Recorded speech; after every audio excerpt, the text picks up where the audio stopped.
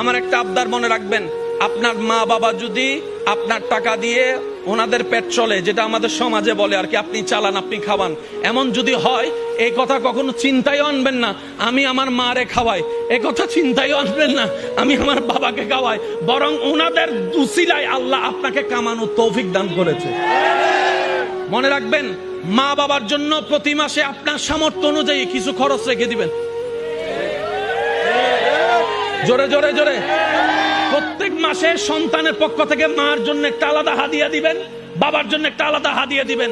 ওনাদের যেন চাইতে না হয়, বুক ফুলায় কাজ করেন, মার জন্য দেন, বাবার জন্য দেন। ঘরে বউ থাকলে বউকে বলেন, ও বউ, তোমার মা বাবা রেখে আসছো, আরেক মা বাবা এখানে আছে, আমি আমার জন্মদাতা মা বাবারও খেয়াল রাখবো, ওই মা বাবার কারণে যে তোমাকে পেয়েছি ওই মা বাবারও খেয়াল রাখার চেষ্টা করব।